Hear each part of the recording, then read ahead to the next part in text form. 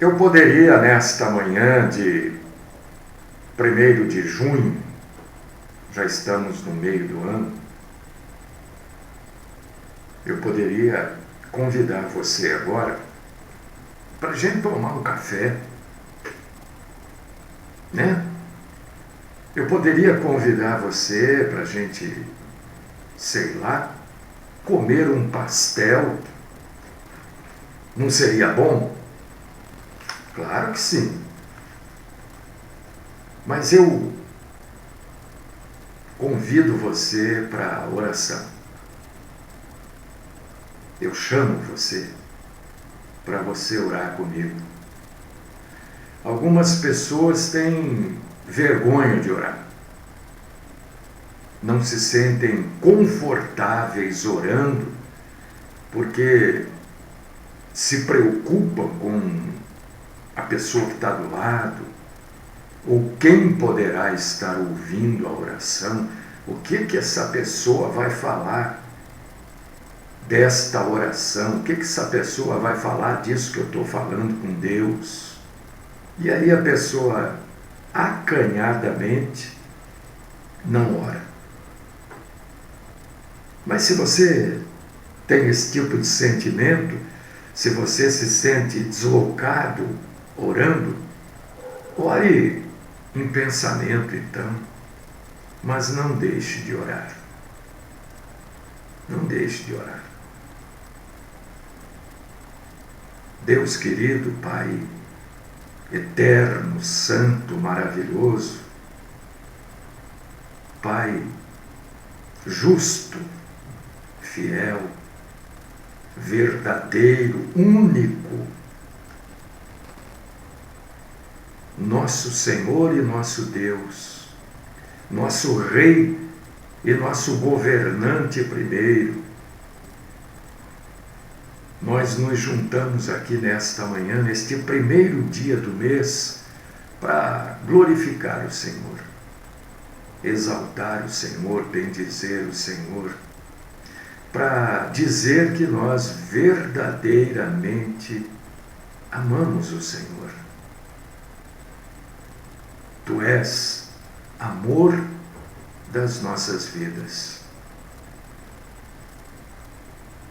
E suplicamos também, Senhor, que o Senhor receba o nosso culto, a nossa honra, o nosso louvor de coração, que o Senhor receba a cada um de nós na Tua presença, cultuando o Senhor em espírito e em verdade.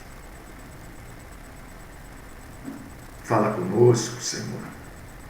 Ajuda-nos a compreendermos, a entendermos um pouquinho melhor que seja a Tua santa, boa, agradável e perfeita vontade. Sê conosco.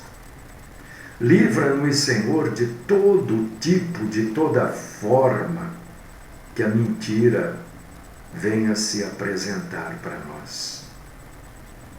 Mas ajuda-nos, Senhor, a não acharmos que tudo é mentira. A Tua palavra é a verdade. O Senhor é a verdade. Eu peço, Senhor, nesta manhã, através da Sua onisciência, que o Senhor fortaleça os fracos,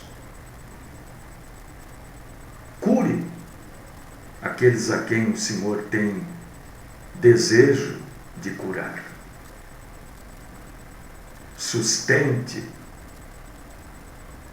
aqueles que precisam do Senhor. E todos nós precisamos tanto do Senhor. Fala conosco. Esta é a oração que faço nesta manhã, cheia de falhas, porque nem orar como convém nós sabemos. Mas debaixo das nossas falhas nós te amamos. E esta é a oração que faço no nome soberano do Cristo Jesus. Amém.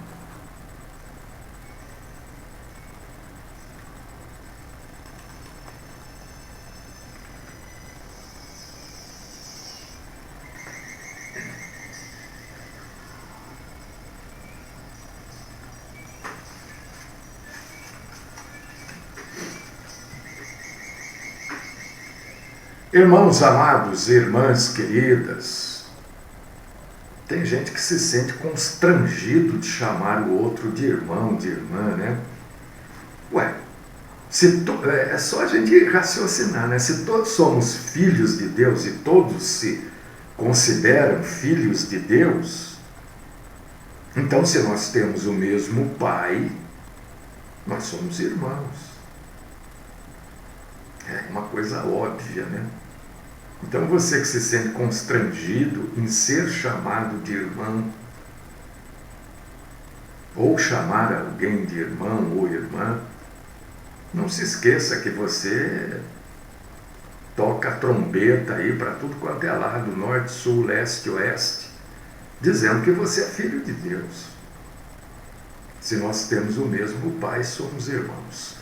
João capítulo 19, versículo 28, porque hoje nós vamos buscar entender aqui um pouco na pregação da Santa Palavra de Deus, porque olha, deixa eu dizer uma coisa para você, mais uma vez, né? Prestar um culto a Deus é, na verdade, pregar a Palavra de Deus, viu? Não pense que culto é essas parafernálias que a gente vê por aí. O que é um culto a Deus? É proclamar Deus. É falar do poder, da grandiosidade, é falar da majestade, é falar da bondade, da salvação, da liberdade que esse Deus nos dá. Isso é cultuar a Deus. Cultuar a Deus não é ficar com música para lá e para cá. Não que não possa ter. Você quer cantar, cante. Né? Nosso culto aqui não tem cantoria, mas tem palavra. Né? É preferível não ter cantoria e ter palavra do que ter cantoria e não ter palavra. Então hoje nós vamos entender sobre soberania de Deus. Soberania, eu ia falar soberano, é soberania. E eu gostaria de convidar você para ler aqui João capítulo 19, versículo 28. Tem muita gente também que se diz filho de Deus, se diz isso, se diz aquilo, mas não lê a Bíblia.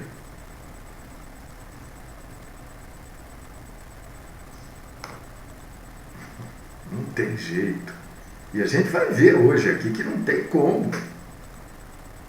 Se você acha que você é filho de Deus e não lê a Bíblia, eu quero dizer para você, e que bom, né, que alguém tenha o amor de dizer para você, enquanto você está vivo, porque depois que você morrer, né, depois que a gente morre, não adianta mais nada.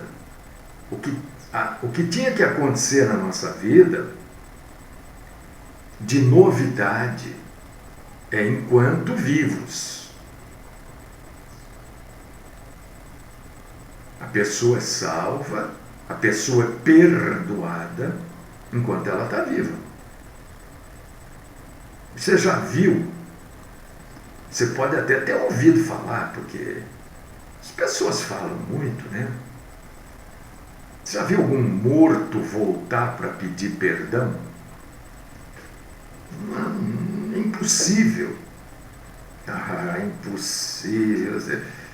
É impossível. Você pode acreditar no que você quiser. Sua mente pode acreditar naquilo que você foi doutrinado a crer. Mas morto nenhum voltou para pedir perdão, né? Então, o perdão se concede ou se recebe enquanto vivo.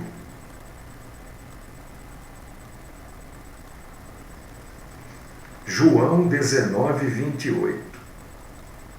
Depois, vendo Jesus que tudo já estava consumado para cumprir as Escrituras, disse: tenho sede.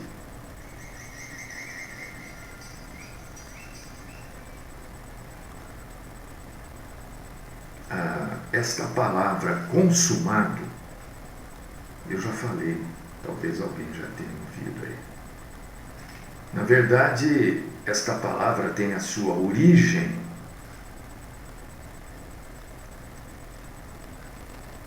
em pagar dívida. A dívida está paga, está consumado, quer dizer, a dívida está paga. Por causa disso que Jesus usou esse termo. Então Jesus, sabendo que a dívida estava paga, Jesus sabendo que tudo estava terminado, ele mostra a obediência dele a Deus. Você, como cristão, ou cristã, né, precisa entender que Jesus foi um sujeito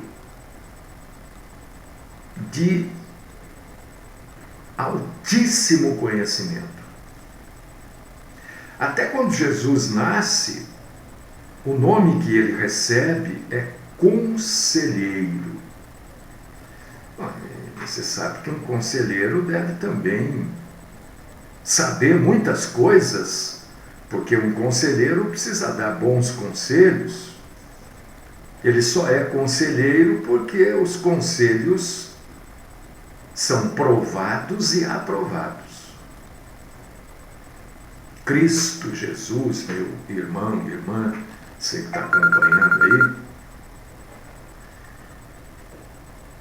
ele teve maior sabedoria, maior conhecimento que Salomão. Por quê que a gente chega a esta conclusão? Porque Salomão, acompanhando as ações dos homens, ele entendeu muitas verdades. Não é isso que Eclesiastes, capítulo 2, versículo 3 fala? Mas Cristo Jesus contemplou o coração do homem. Jesus via o coração de cada um de nós, ele vê até hoje, independente das ações que nós temos. E isso está escrito na Bíblia, viu, irmão e irmã? Então, a sabedoria de Salomão foi grande, muito grande, meu Deus, maravilhosa. Mas vendo as ações, vendo o que cada homem fazia, enquanto que Jesus, infinitamente mais sábio, né, não olhava só para as ações, olhava para o coração, como está lá em Lucas, capítulo 5, versículo 22. Cristo Jesus tinha um conhecimento total e supremo das Escrituras. Ele tem, né? Por quê? Porque ele é a própria Escritura. Jesus é a própria palavra. Ele é a própria verdade. João 1:1. E porque as Escrituras testificam dele. A Bíblia Sagrada, de Gênesis a Apocalipse, testifica de Jesus. João capítulo 5, versículo 39. Cristo nasceu e ele sabia o rumo que a sua vida teria desde o começo. Ele sabia todas as passagens de difícil entendimento da palavra de Deus e ele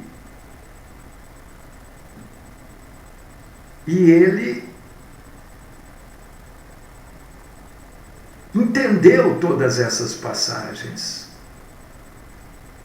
Ele sabia todos os mandamentos que precisava cumprir e cumpriu a cada um deles. Djalma, eu não estou comparando Jesus com Salomão, não. Não há nenhum termo de comparação. É que, por que eu cito Salomão e por que eu estou citando Jesus em paralelo? Porque o próprio Senhor, deixou escrito para nós que Salomão foi o homem mais sábio que a terra viu. E Jesus foi homem e andou pela terra. Por causa disso que eu estou falando, viu? Eu não estou comparando, tá? Cristo tinha um conhecimento infalível do tempo de Deus. Isso está escrito em Eclesiastes 8:5.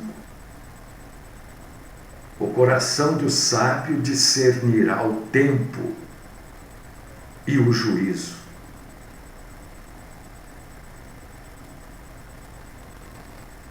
Mesmo que um homem sábio conhece o tempo de Deus, nem sempre ele pode cumprir o tempo. A gente pode conhecer o tempo de Deus. Tudo é no tempo de Deus. Sim, claro, óbvio. Mas a gente não pode cumprir esse tempo. E esse é um dos motivos que o homem, quanto mais sábio ele é, mais ele vive em tristeza constante na sua vida. Porque ele sabe que existe o tempo de Deus, mas ele sabe que ele não vai poder cumprir. Ele vai viver no tempo de Deus, não no tempo que a sua sabedoria deseja viver. E Cristo, enquanto homem também, entendeu o tempo de Deus. E Cristo não entendeu o tempo de Deus independente de Deus. Porque o Espírito Santo de Deus comungava com o próprio Cristo, de forma que o Espírito Santo revelava a ele algumas coisas que também revelava aos homens. E você lê sobre isso que eu acabei de falar aqui, para você ter um entendimento mais profundo deste assunto. Leia Lucas capítulo 2, versículo 26, você vai ler lá sobre Simeão, o sacerdote, Então, este Espírito Santo, que comungava com Cristo, também revela, ou melhor, também revelava, coisas aos homens. Por causa disso que eu estou indicando esta passagem para você ver um exemplo disso. Lucas 2:26. Cristo, sabendo do tempo que ele tinha, ele sabia que ele tinha que cumprir a sua vida naquele tempo. E ele viveu contente com Deus. Porque Cristo, na verdade, amados irmãos e queridas irmãs, ele não viveu para ele. Cristo viveu inteiramente para a glória de Deus. Então ele sempre estava contente com Deus. Porque ele sabia que o tempo de Deus glorifica a Deus, não a homem nenhum. Isso também está na Bíblia. João 17:1. Para você ter um entendimento melhor, leia lá João 17:1. Por causa disso que eu indico as passagens. É só por isso. Porque às vezes eu não consigo me expressar devidamente, eu sou homem, sou falho. Não existe nem nada de perfeito em mim. Perfeito é a Bíblia Sagrada. Quando vier aquele que é perfeito, aquilo que é perfeito é a própria Bíblia. E este entendimento soberano de Cristo, até na sua morte, aponta, nos mostra um Salvador obediente. E como nós temos dificuldade em obedecer. Jesus Cristo, de maneira fiel, pregou a palavra de Deus, mesmo sabendo que isto que ele estava fazendo agradava a Deus, mas o levaria à sua morte. Por quê? Para Cristo agradar a Deus, ele teria que morrer.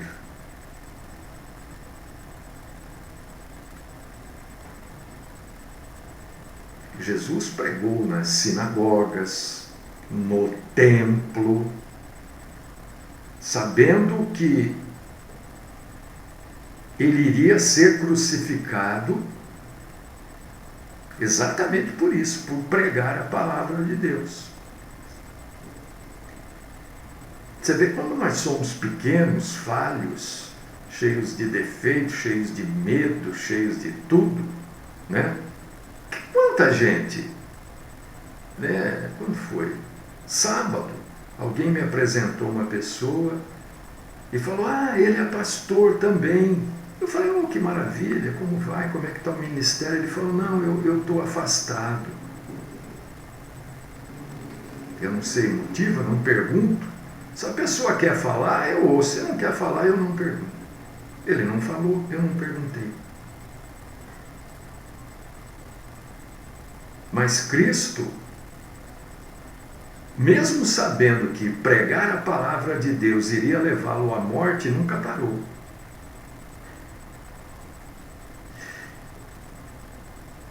E este entendimento de Cristo, de não parar de levar a verdade, permitiu, através da sua morte, uma obediência completa. Ele cumpriu a palavra de Deus no tempo de Deus. Cristo morreu exatamente quando ele deveria morrer. Nem um segundo antes, nem um segundo depois. Aliás, falando em segundo, eu quero abrir aqui um parênteses. Não tem nada a ver com o que eu estou falando, mas vocês viram ontem uma notícia de que acharam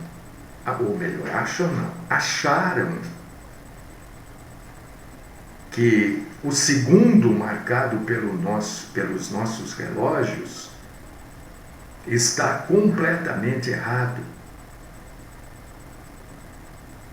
O segundo do nosso relógio, cientistas, está, não sei se no UOL, ou no G1. Um dos dois está. O segundo está errado. O segundo do nosso relógio não é verdadeiramente um segundo. É mais lento. O segundo do relógio é mais lento do que o segundo na verdade é. Porque é o segundo que determina a hora. Dá uma lida, é meio complexo, mas é interessante. Estão pensando em mudar isso. E isso quer dizer... Por que você está falando isso? Bom, primeiro porque eu lembrei, e segundo porque isso quer dizer que se for realmente mudado, eu não sei qual o sistema que vão usar isso, não sei nada. Nem se vão mudar, mas a intenção é mudar. Nós estamos à frente do tempo que nós achamos que nós estamos. Você sabe que isso quer dizer aos olhos da palavra de Deus, né? Então a gente falha muito e frequentemente, né, em obedecer a palavra de Deus. A gente para quando deveria continuar, continua quando deveria parar, porque nós somos falhos e pecadores. Que a gente precisa entender isso. Se nós não fôssemos pecadores, nós não morreríamos. Mas Cristo não morreu, sim, ele não morreu pelo pecado dele, ele morreu pelos nossos pecados. Porque a morte é um dos castigos do pecado. Se nós continuamos, eu digo, a humanidade continua morrendo, é porque nós continuamos pecadores.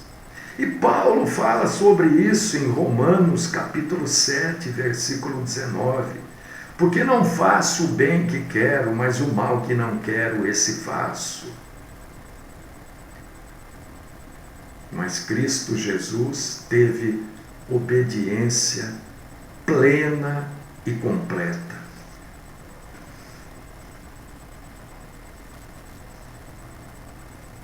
E Jesus nos mostra,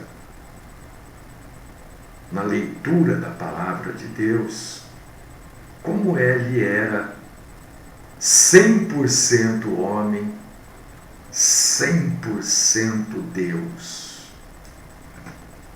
A leitura da palavra de Deus serve para cada um de nós, para a gente observar isso. A leitura da palavra de Deus serve para a gente ver a palavra de Deus se cumprindo. Por que você acha que Jesus falou, onde nós lemos aqui, João 19, 28, Jesus falou assim, tenho sede. Não é isso que ele fala? Tenho sede. Por que ele fala isso?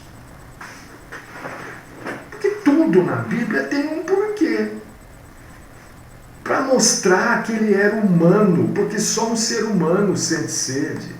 É claro, um animal também sente. Eu estou falando da humanidade de Jesus aqui. A gente tem que explicar isso, porque de repente alguém entra e fala, o cachorro também sente sede. Aí eu tenho que explicar, então eu já explico antes. Ele estava mostrando ali que ele era humano. Você vê, prestes a morrer, sofrendo dores horríveis. Ele diz, para isso ficar registrado para nós, tenho sede. E também porque ele precisava cumprir as Escrituras. Um espírito não tem sede, viu? Deus, o Eterno, o Pai, não tem sede. Porque sede tem a matéria. Né? Nós somos, quanto de água, não é verdade? Quando a água sai através da urina, através do suor, enfim, nós temos que repor. E Cristo ficou 6 horas ali sofrendo. Isso mesmo, acho que se eu não estou enganado. Então lhe disse: tenho sede. Cristo tomou a forma de um servo, de um empregado, de um escravo.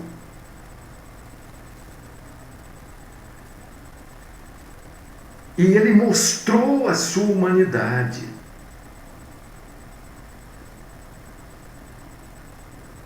Ele não foi forçado por qualquer pessoa, nem por qualquer dos seus atributos, sejam atributos humanos ou sejam atributos divinos, mas ele fez aquilo tudo que ele fez de boa vontade.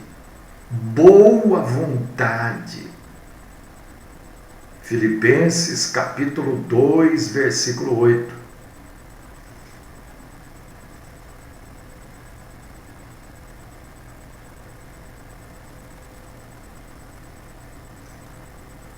A soberania de Jesus, ele era humano, mas ele era Deus. Ele é Deus. Né? Eu estou falando no passado, porque eu estou usando o tempo que isso foi escrito. Então, a soberania do Senhor sobre a sua humanidade permitiu que ele servisse a Deus na tentação. Você lembra desta passagem? Jesus estava há 40 dias e 40 noites jejuando.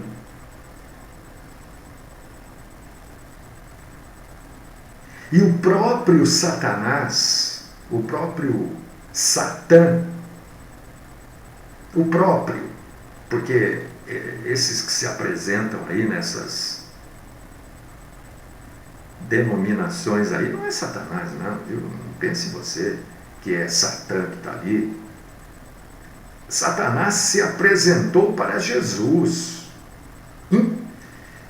Eu vou usar o termo em pessoa, né? Em pessoa, não em pessoa humana, em personalidade. O próprio Satã veio tentar Jesus. E não é Satã que nos tenta, são os demônios que nos tentam, a serviço de Satanás, é claro. Mas não é o Satanás, não é o próprio demônio, não é o anjo caído, Lúcifer, que vem tentar você, a mim ou a qualquer pessoa. Isto aconteceu exclusivamente com Jesus, porque ele sabia que nenhum anjo caído conseguiria tentar Jesus. Então veio ele mesmo para resolver a parada. Não adiantou nada. E nós somos tão facilmente derrotados pela tentação, né? Como a gente é fácil de ser derrotado. Mas a gente fica maravilhado quando a gente vê a vitória do nosso Senhor Jesus Cristo, nosso Salvador, sobre a tentação. Cristo venceu a tentação do diabo e o próprio diabo. Olha, ele vence a tentação e o autor da tentação é vencido também. Está em Mateus capítulo 4, versículo 10. Leia. Não tenha pressa para escrever nada aí, não. Leia, vai lá, lê.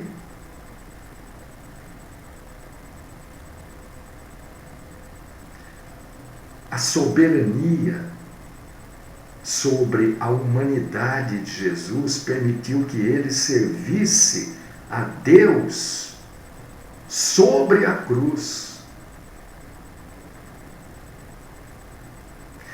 Quando Jesus estava na cruz, queridíssimo e queridíssima, presta atenção nisso, foi mais importante para Jesus, com aquelas dores, aquele sofrimento, aquela dificuldade para respirar, né? Você que tem, por exemplo, problema alérgico, asma, tem dificuldade para respirar. Jesus tinha 1000 vezes mais dificuldade. E ele achou mais importante cumprir aquilo que estava escrito sobre ele do que arrumar uma saída para o desconforto físico. Olha, não é nenhum erro, entenda, vou abrir mais um parênteses aqui. Não é erro de maneira nenhuma orar por cura, pedir cura, claro que não é erro.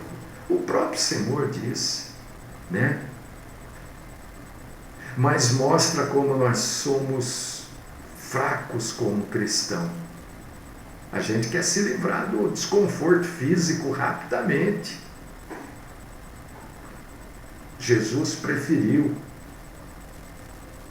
ser obediente do que ficar livre das dores, do desconforto físico. Enquanto ele estava na cruz vendo, ele estava na cruz olhando para os mandamentos que ele tinha que cumprir.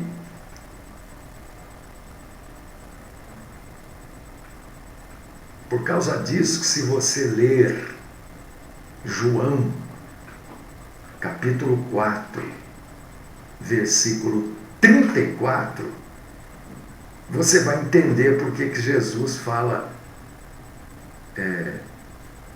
que a vontade de Deus era a sua comida.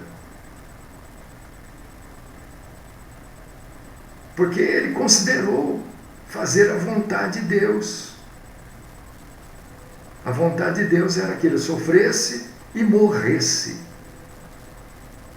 Para que eu, pecador, comedor de arroz e feijão, pudesse estar aqui hoje pregando a palavra de Deus. Porque você acha que eu sou digno para fazer isso? Você acha que a minha boca é digna? Ontem eu estava comentando com 2 companheiros, né?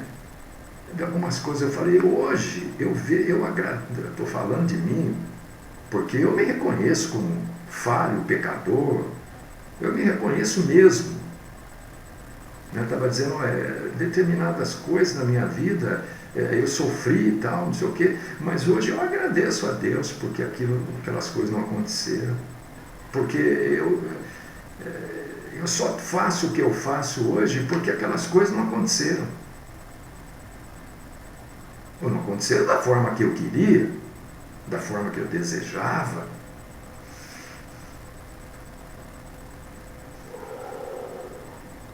Cristo mostrou a soberania, a obediência dele até sobre a morte.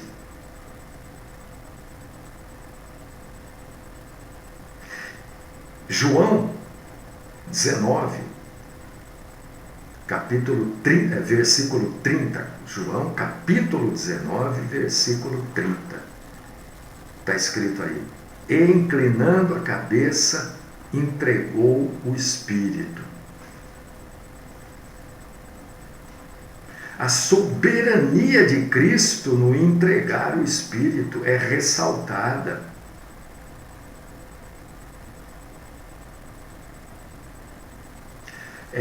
Esta palavra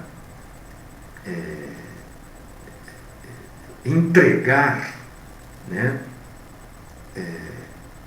Na Bíblia não está escrito entregar. Isso que é importante você entender. Na Bíblia está escrito assim, paradidome, que é grego. E a palavra paradidome, no grego, quer dizer colocar nas mãos de uma pessoa para usar ou guardar. O tradutor falou isso só na língua portuguesa, só pode ser entregar. Entendeu? Não está errado, claro que é entregar. Mas entenda, quando você lê na Bíblia, inclinando a cabeça, entregou o seu espírito, o nosso Senhor Jesus, inclinando a cabeça, entregou, colocou para quem guardar? Para quem ele entrega o seu espírito? para quem ele dá o seu Espírito, bem no nosso português, né? Para quem ele dá o seu Espírito para ser guardado? Para quem? Se ele era o próprio Deus, para quem ele dá? Ele dá para o Pai. O homem Jesus entrega o seu Espírito Santo para o Deus Santo guardar esse Espírito. Nossa, aí vira um... Mas é isso.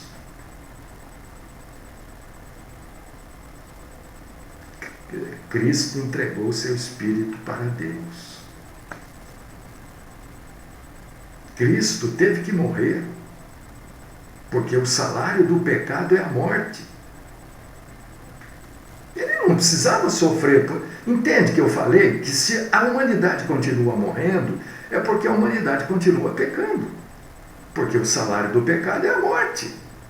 Se a pessoa não peca, ela não morre. Porque a morte é uma das punições do pecado. Ah, mas Jesus não carregou o nosso pecado. Ele nos livra da segunda morte. Porque a maldição de Deus sobre a terra continua. Ele não precisava. Ele não tinha pecado. Não precisava sofrer a maldição pelo pecado. Porque o ser humano, todos pagam no sentido que todos morrem. Mas somente aqueles fora de Cristo sofrem a punição do pecado. Ou, qual é a punição do pecado? É a condenação por causa do pecado. Cristo estava completamente ciente de entregar o seu Espírito. Por que está escrito lá? Ele inclinou a cabeça. Ah, porque quando a pessoa morre, ela... Não é isso. É porque Cristo sempre manteve a cabeça erguida. Sempre. Ali, ele inclina a cabeça. Então a Bíblia faz questão de mostrar isso. Inclinou a cabeça. Inclinou porque a cabeça estava erguida. Então, por 6 horas, ele manteve a cabeça erguida.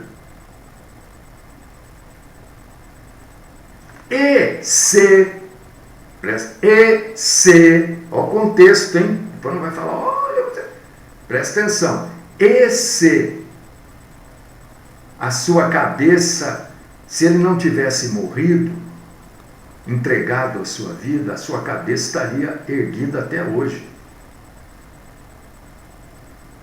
Se ele não tivesse entregado o seu espírito, a cabeça de Cristo estaria erguida até hoje, porque ele não pecou.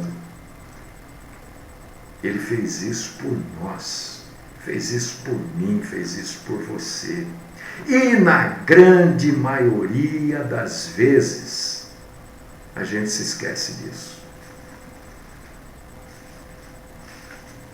Nas horas de grande necessidade, a gente não se lembra disso, porque Cristo morreu no nosso lugar.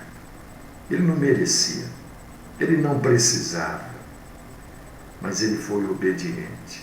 E como é difícil para a gente ser obediente.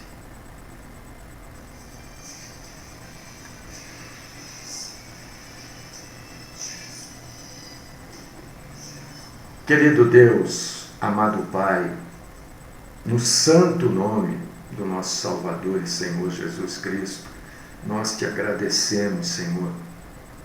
Te agradecemos porque pudemos hoje reconhecer mais um pouquinho da grandiosidade, da maravilha do nosso Salvador, Jesus Cristo. O próprio Senhor se fez homem, para pagar os nossos pecados. Não há prova maior de amor. Você pode dar o que você quiser, você pode fazer o bem, aquilo que a gente acha que é o bem, né? Porque a justiça perfeita está em Cristo. Nós nunca chegaremos ao estrado quer dizer, debaixo dos pés do Cristo Jesus. E nós glorificamos, adoramos o Senhor e te agradecemos. Rendemos ao Senhor Jesus ações de graças por tudo que o Senhor fez e continua fazendo por nós. Esta é a minha oração, no teu nome, Cristo Jesus. Amém.